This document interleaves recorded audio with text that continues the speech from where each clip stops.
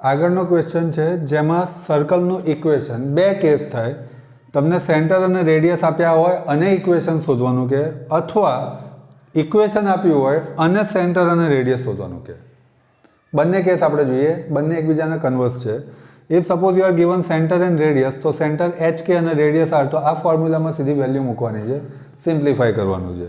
અને જો ઇક્વેશન આપ્યું હોય તો આને પહેલાં સ્ટાન્ડર્ડ સાથે ઇક્વેટ કરી GFC શોધવાના, એના ઉપરથી centre minus G minus F અને radius G² plus F² minus C, આ વેલ્યુ જ આપણે પુટઅપ કરવાની.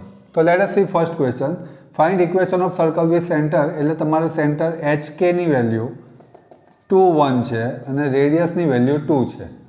ઓકે, હવે આની અંદર તમે ઇક્વેશનમાં વેલ્યુ પુટઅપ કરી દો. x minus h whole square y minus k whole square equals to r square, that is x minus h ની વેલ્યુ છે 2, y માઇનસ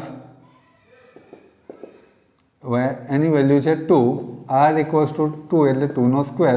સિમ્પ્લિફાય કરી દો. x square minus 4x plus 4 y square minus 2y plus 1 plus 4, સ્ક્વેરવાળા term જોડે x square plus y square minus 4x minus 2y, 4 4 બંને બાજુ cancel થઈ જશે, પ્લસ 1 ઇક્વલ્સ ટુ 0.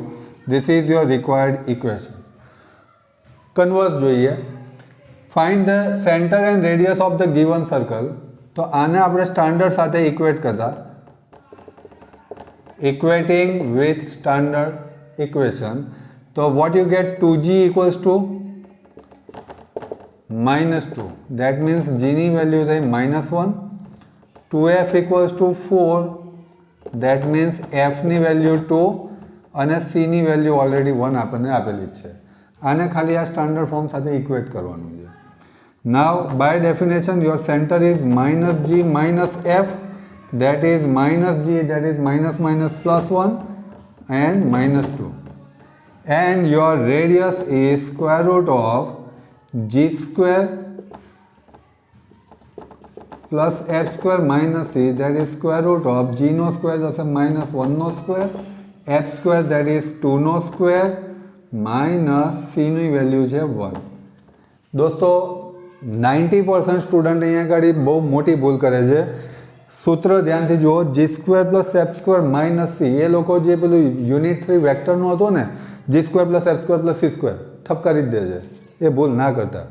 અહીંયા આગળ -1 છે, જો આ પ્લસ હોય તો માઇનસ આવશે, માઇનસ હોય તો પ્લસ આવશે. બહુ કેરફુલી અહીંયા આગળ વેલ્યુ પુટઅપ કરજો. દેટ મીન્સ 1 પ્લસ 4 -1, 1 1 કેન્સલ, બચ્યું શું? સ્ક્વેર રૂટ ઓફ 4, 4 નું સ્ક્વેર રૂટ શું થશે દોસ્તો? 2. So your centre is 1 - 2 and radius 2. Either or question પૂછાતા હોય છે. સેન્ટર રેડિયસ આપેલું હોય તો સર્કલનું ઇક્વેશન, સર્કલનું ઇક્વેશન આપ્યું હોય તો સેન્ટર રેડિયસ. હવે અહીંયા ગાડી થોડો ટ્વિસ્ટિંગ મૂકી શકે છે. From your 8, 9 and 10th standard તમે સર્કલના અમુક નિયમો જાણો છો. જેમ કે આ સર્કલ છે, સેન્ટર આપેલી છે, રેડિયસની જગ્યાએ હું એમ કહી દઉં કે એના સર્કલ પરનું એક પોઈન્ટ આપી દેવામાં આવે, અથવા તો એવું કહેવામાં આવે કે સર્કલ પર્ટિક્યુલર એક્સિસને ટચ કરે છે. તો એ બધા કોન્સેપ્ટ તમારે સમજવા હોય તો આની સાથેનો એક વિડીયો મેં પોસ્ટ કરેલો છે, એ જોઈ લેજો. Thank you very much.